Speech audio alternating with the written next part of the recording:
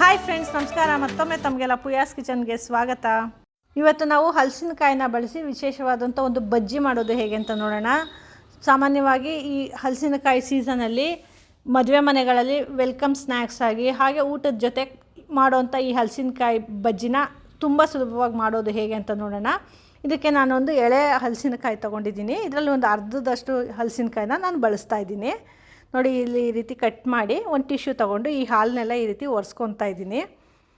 ನಂತರ ಈ ಹಲಸಿನಕಾಯಿನ ಈ ರೀತಿ ಕಟ್ ಮಾಡಿಕೊಂಡು ಅದ್ರದ್ದು ಸಿಪ್ಪೆ ತಗೊತಾ ಇದ್ದೀನಿ. ನೋಡಿ, ಅಲ್ಲಿ ಈಗ ತಾನೇ ಕಟ್ ಮಾಡಿದ್ದೀನಿ. ಆಗಲೇ ಎಷ್ಟು ಬೇಗ ಹಲಸಿನಕಾಯಿ ಕಪ್ಪಗಾಗಕ್ಕೆ ಶುರುವಾಗಿದೆ. ಈ ಹಲಸಿನಕಾಯಿ ವಿಶೇಷತೆನೇ ಅದು. ಇದು ಸ್ವಲ್ಪ ಕಟ್ ಮಾಡಿದ ತಕ್ಷಣ ಅದು ಕಪ್ಪಾಗಕ್ಕೆ ಶುರುವಾಗುತ್ತೆ. ಹಾಗಾಗಿ ಕಟ್ ಮಾಡಿದ ತಕ್ಷಣ ಅದನ್ನ ನೀರಲ್ಲಿ ಹಾಕಿ ಇಟ್ಕೋಬೇಕು. ಈಗ ಈ ಹಲಸಿನಕಾಯ್ದು ಈ ಮೇಲ್ಮೈ ಇರುತ್ತಲ್ಲ, ಮುಳ್ಳಿನ ಭಾಗ, ಆ ಭಾಗನ ಮಾತ್ರ ತಕ್ಕೊತಾ ಇದ್ದೀನಿ ನಾನು. ಈ ರೀತಿ ತೆಳುವಾಗಿ ಆ ಮುಳ್ಳಿನ ಭಾಗ ಹೋಗೋದು ಹಾಗೆ ತಕ್ಕೊಂಡ್ರೆ ಸಾಕು.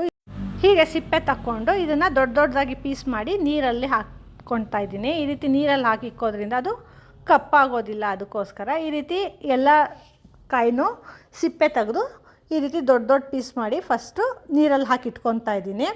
ಈ ಸಿಪ್ಪೆ ಎಲ್ಲ ತಕ್ಕೊಂಡ ನಂತರ ನಾನು ಇದನ್ನು ನಮಗೆ ಈ ಬಜ್ಜಿ ಮಾಡೋದಕ್ಕೆ ಯಾವ ಸೈಜಲ್ಲಿ ಬೇಕೋ ಆ ಸೈಜಲ್ಲಿ ಕಟ್ ಮಾಡ್ಕೋಬೋದು. ನೋಡಿ, ಇಲ್ಲಿ ಈ ರೀತಿ ಉದ್ದಕ್ಕೆ ಕಟ್ ಮಾಡ್ಕೊತಾ ಇದ್ದೀನಿ.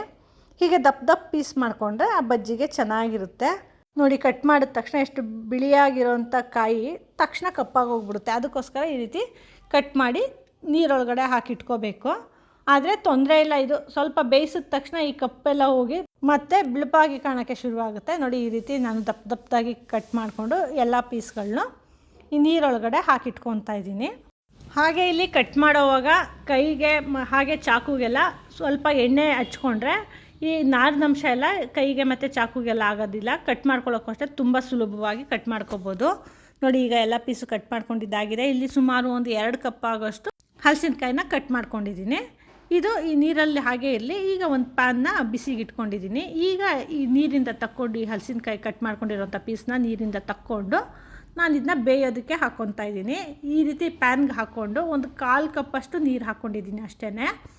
ಹಾಗೆ ಒಂದು ಅರ್ಧ ಟೀ ಸ್ಪೂನಷ್ಟು ಅರಿಶಿನ, ಹಾಗೆ ಮತ್ತು 1 ಟೀ ಸ್ಪೂನಷ್ಟು ಉಪ್ಪು ಹಾಕ್ಕೊಂಡಿದ್ದೀನಿ. ಈ ಉಪ್ಪು ಮತ್ತು ಅರಿಶಿನದಲ್ಲಿ ಚೆನ್ನಾಗಿ ಬೇಯಲಿ ಹಲಸಿನಕಾಯಿ.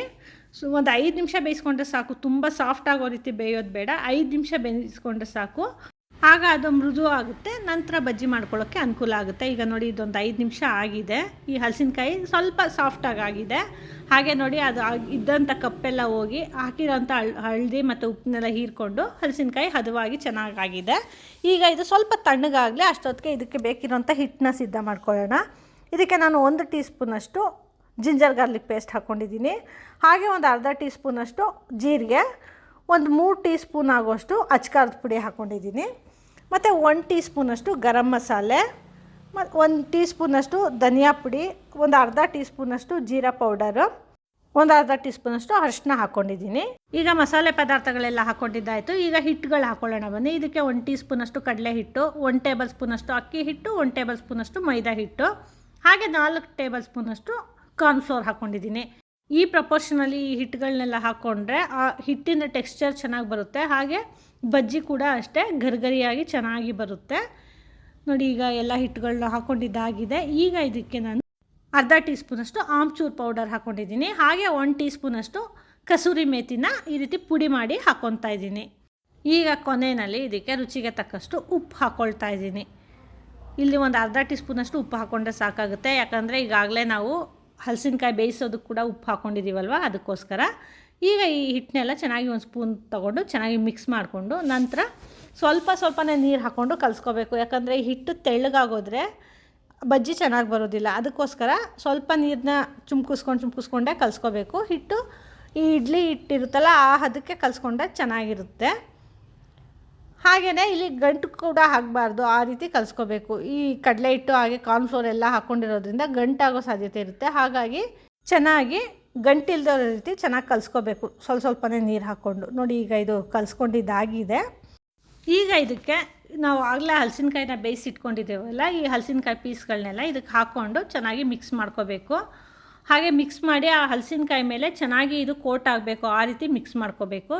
ಹಾಗೆ ಕೋಟ್ ಆಗೋ ರೀತಿ ಮಿಕ್ಸ್ ಮಾಡಿಕೊಂಡು ಒಂದು ಅರ್ಧ ಗಂಟೆ ಮ್ಯಾರಿನೇಟ್ ಆಗೋದಕ್ಕೆ ಬಿಡಬೇಕು. ಆ ರೀತಿ ಮ್ಯಾರಿನೇಟ್ ಆಗೋದಕ್ಕೆ ಬಿಟ್ಟಾಗ ಆ ಹಲಸಿನಕಾಯಿ ಪೀಸೆಲ್ಲ ಹುಳಿ ಖಾರ ಉಪ್ಪು ಎಲ್ಲನೂ ಚೆನ್ನಾಗಿ ಅಬ್ಸರ್ವ್ ಮಾಡ್ಕೊಳ್ಳುತ್ತೆ, ತುಂಬ ಚೆನ್ನಾಗಿರುವಂಥ ಟೇಸ್ಟ್ ಕೊಡುತ್ತೆ. ಅದಕ್ಕೋಸ್ಕರ ನೋಡಿ, ಈಗ ಇದು ಚೆನ್ನಾಗಿ ಮಿಕ್ಸ್ ಮಾಡ್ಕೊಂಡಿದ್ದಾಗಿದೆ. ಒಂದು ಪ್ಲೇಟ್ ಕ್ಲೋಸ್ ಮಾಡಿ ಒಂದು ಅರ್ಧ ಗಂಟೆ ಇದನ್ನು ಮ್ಯಾರಿನೇಟ್ ಆಗೋದಕ್ಕೆ ಬಿಡೋಣ. ನೋಡಿ, ಈಗ ಅರ್ಧ ಗಂಟೆ ಆಗಿದೆ. ನೋಡಿ, ಹಲಸಿನಕಾಯಿ ಎಲ್ಲ ಈ ಹಿಟ್ಟನ್ನ ಚೆನ್ನಾಗಿ ಹೀರ್ಕೊಂಡಿದೆ, ಸ್ವಲ್ಪ ಬಿಗಿ ಬಂದಿದೆ ಆ ಹಿಟ್ಟು. ಈಗ ಸ್ವಲ್ಪನೇ ಪೀಸ್ಗಳನ್ನ ತೊಗೊಂಡು ಈ ಕಾದಿರೋಂಥ ಎಣ್ಣೆನಲ್ಲಿ ಕರ್ಕೊಳ್ಳೋಣ. ಈಗಾಗಲೇ ನಾನು ಎಣ್ಣೆನ ಕಾಯೋದಕ್ಕೆ ಇಟ್ಕೊಂಡಿದ್ದೀನಿ. ಎಣ್ಣೆ ಕೂಡ ಚೆನ್ನಾಗಿ ಕಾದಿದೆ. ಈಗ ಮೀಡಿಯಮ್ ಫ್ಲೇಮಲ್ಲಿ ಇಟ್ಕೊಂಡು ಈ ಹಲಸಿನಕಾಯಿ ಪೀಸ್ನ ಒಂದೊಂದೇ ಪೀಸ್ ಈ ರೀತಿ ಹಾಕ್ಕೋಬೇಕು. ಈ ರೀತಿ ಹಾಕ್ಕೊಂಡು ಅದು ಮೊದಲಿಗೆ ನೊರೆ ಥರ ಬರುತ್ತೆ, ಆ ನೊರೆಗಳೆಲ್ಲ ಹೋಗಿ ಆ ಎಣ್ಣೆ ಸ್ವಲ್ಪ ಕ್ಲಿಯರ್ ಆಗಬೇಕು. ಆ ರೀತಿ ಅಲ್ಲಿ ತನಕ ಕೈ ಆಡಿಸ್ಬಾರ್ದು. ಅದು ಸ್ವಲ್ಪ ಎಣ್ಣೆ ಎಲ್ಲ ಕ್ಲಿಯರ್ ಆದ ನಂತರ ಈ ರೀತಿ ಫ್ಲಿಪ್ ಮಾಡಿ ಎರಡೂ ಕಡೆ ಚೆನ್ನಾಗಿ ಬೇಯಿಸ್ಕೋಬೇಕು. ಒಳ್ಳೆ ಹೊಂಬಣ್ಣ ಬರೋ ರೀತಿ ಬೇಯಿಸ್ಕೊಂಡು ಇದನ್ನು ಒಂದು ಟಿಶ್ಯೂ ಪೇಪರ್ಗೆ ತೆಗೆದಿಟ್ಕೋಬೇಕು. ನೋಡಿ, ಇಲ್ಲಿ ಎಷ್ಟು ಚೆನ್ನಾಗಿ ಬೆಂದಿದೆ, ನೋಡೋದಕ್ಕೆ ಗೊತ್ತಾಗ್ತಾ ಇದೆ ಎಷ್ಟು ಗರಿಗರಿಯಾಗಿ ಎಷ್ಟು ಕ್ರಿಸ್ಪಿಯಾಗಿದೆ ಅಂತ. ಈಗ ಮಾಡಿರೋಂಥ ಎಲ್ಲ ಬಜ್ಜಿಗಳನ್ನ ನಾನು ತೆಗೆದಿಟ್ಕೊತಾ ಇದ್ದೀನಿ. ನೋಡಿ, ಇಲ್ಲಿ ಎಷ್ಟು ಕಲರ್ಫುಲ್ಲಾಗಿ ಕಾಣಿಸ್ತಾ ಇದೆ.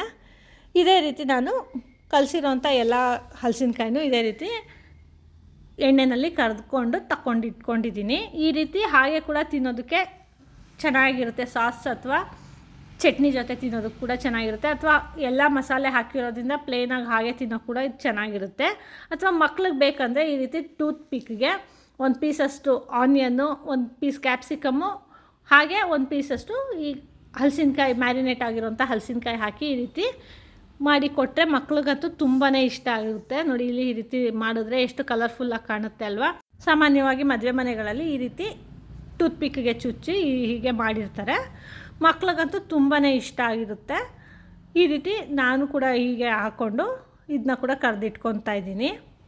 ನೋಡಿ, ಎಷ್ಟು ಕಲರ್ಫುಲ್ಲಾಗಿ ಎಷ್ಟು ಚೆನ್ನಾಗಿ ಕಾಣಿಸ್ತಾ ಇದೆ ಅಲ್ವಾ. ಇದನ್ನ ಕೂಡ ಒಂದು ಟಿಶ್ಯೂ ಪೇಪರ್ಗೆ ತೆಗೆದಿಟ್ಕೊತಾ ಇದ್ದೀನಿ.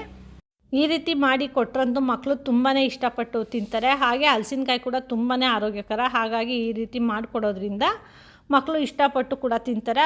ಹಾಗೆ ಆರೋಗ್ಯಕರ ಕೂಡ ಹೌದು. ಹಾಗೆ ಇಲ್ಲಿ ಉಳಿದಿರೋಂಥ ಹಿಟ್ಟಿದೆಯಲ್ಲ, ಈ ಹಿಟ್ಟು ಸ್ವಲ್ಪ ಗಟ್ಟಿಯಾಗಿರೋದ್ರಿಂದ ಇದಕ್ಕೆ ಸ್ವಲ್ಪ ನೀರು ಚಿಮ್ಕಿಸ್ಕೊಂಡು ಈ ರೀತಿ ದಪ್ಪದಾಗಿ ಕಟ್ ಮಾಡಿರೋಂಥ ಈರುಳ್ಳಿ ಪೀಸ್ ಹಾಕ್ಕೊಳ್ತಾ ಇದ್ದೀನಿ ನಾನು. ಈ ಹಿಟ್ಟು ಗಟ್ಟಿ ಆಗಿಲ್ಲ ಅಂದರೆ ಹಾಗೆ ಕೂಡ ಕಲಿಸ್ಕೋಬೋದು, ಅಥವಾ ಗಟ್ಟಿಯಾಗಿದ್ದರೆ ಸ್ವಲ್ಪ ನೀರು ಚಿಮ್ಕಿಸ್ಕೋಬೋದು. ಈಗ ಈ ಈರುಳ್ಳಿನ ಎಳೆಯಾಗಿ ಬಿಡಿಸ್ಕೊಂಡು ಈ ಹಿಟ್ಟಿನಲ್ಲಿ ಕಲಿಸ್ಕೊಂಡು ಇದನ್ನ ಕೂಡ ಈ ರೀತಿ ಉದುರಾಗಿ ಎಣ್ಣೆಯಲ್ಲಿ ಕರ್ಕೋಬೇಕು. ಆ ಹಿಟ್ಟು ಚೆನ್ನಾಗಿ ಈರುಳ್ಳಿ ಮೇಲೆ ಕೋಟ್ ಆಗಿರಬೇಕು. ಆ ರೀತಿ ಮಿಕ್ಸ್ ಮಾಡಿಕೊಂಡು ಈ ರೀತಿ ಉದುರಿಸ್ಕೊಳ್ಬೇಕು ಎಣ್ಣೆಯಲ್ಲಿ. ಈ ರೀತಿ ಅದು ಈ ಪಕೋಡ ಎಲ್ಲ ಕರಿತೀವಲ್ಲ, ಆ ರೀತಿ ಉದುರಿಸ್ಕೊಂಡು ಈ ರೀತಿ ಈರುಳ್ಳಿನ ಕರ್ಕೋಬೇಕು. ನೋಡಿ, ಅಲ್ಲಿ ಈಗ ಚೆನ್ನಾಗಿ ಈರುಳ್ಳಿ ಫ್ರೈ ಆಗಿದೆ. ಈಗ ತಕ್ಕೊತಾ ಇದ್ದೀನಿ.